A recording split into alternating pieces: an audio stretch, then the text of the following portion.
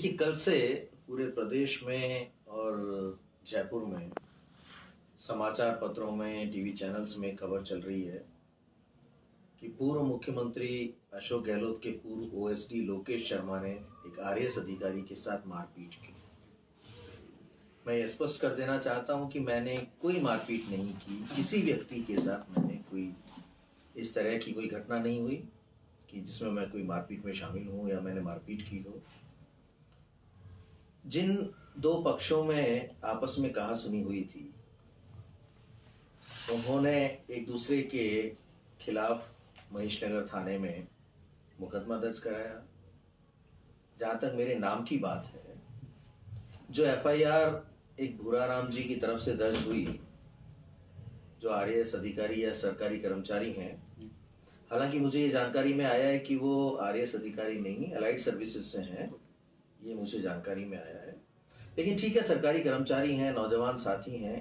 उन्होंने जो एफआईआर दर्ज करवाई उसमें ये लिखा कि मकान नंबर 104 भगवती नगर प्रथम लोकेश शर्मा का है और इस मकान से एक व्यक्ति आया।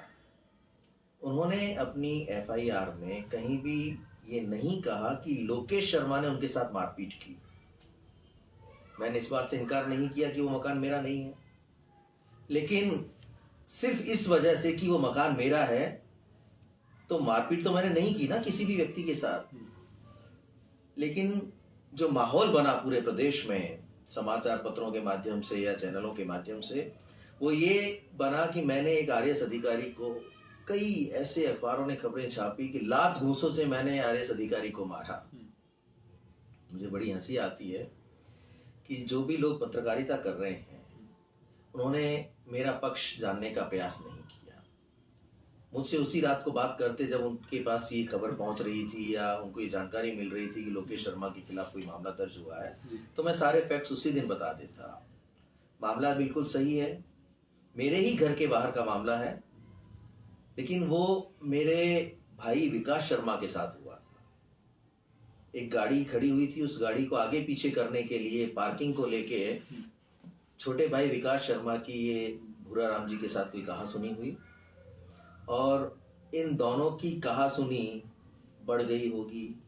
दोनों ने भावावेश में आकर एक दूसरे के खिलाफ महेशनगर थाने में मुकदमा दर्ज करवाया। दो पक्ष हो गए, एक पक्ष भूराराम जी हो गए, दूसरे विकास शर्मा जो मेरे छोटे भाई हैं वो हो गए।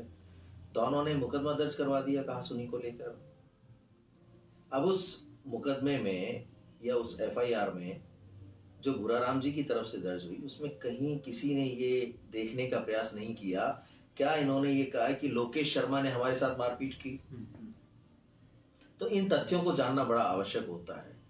अब हम सार्वजनिक जीवन में हैं, राजनीतिक व्यक्ति हैं, तो जब भी कोई ऐसी घटनाओं का जिक्र हो और कहीं कोई आरोप लगे, तो निश्चित तौर पर जिम्मेदारी का निर्वहन करते हुए तमाम लोगों को एक बार पक्ष जानना तो चाहिए, ऐसा मेरा मानना है।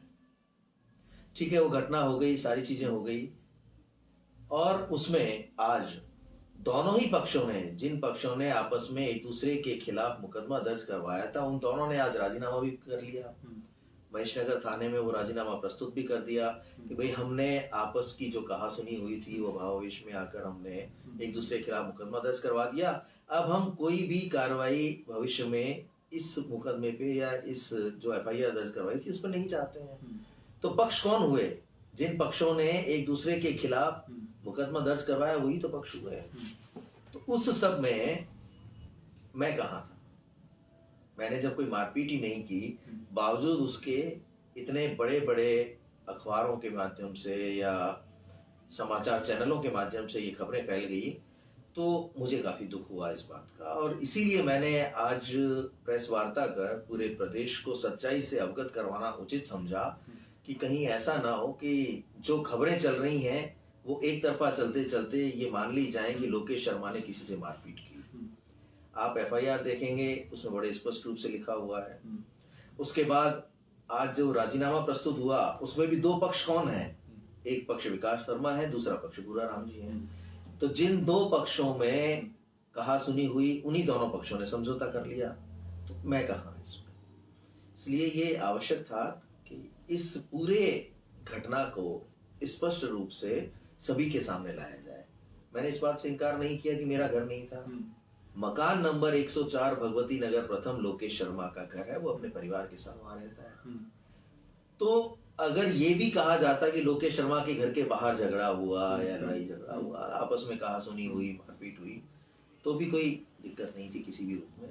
लेकिन जिस तरह से मेरे नाम को उछाला गया, उससे मैं काफी आहत हुआ। मैं चाहता तो उस व्यक्ति के खिलाफ मानहानि का मुकदमा दायर कर सकता था, क्योंकि वो नौजवान हैं, सरकारी कर्मचारी हैं, और उनके भविष्य की चिंता करते हुए मैंने ऐसा नहीं किया और ना मैं ऐसा करूंगा। लेकिन जो हमारे बंधु हैं, हमारे मीडिया के साथी हैं, उनसे मेरा जरूर आग्रह है कि एक बार पक्ष जानना तो बनता था।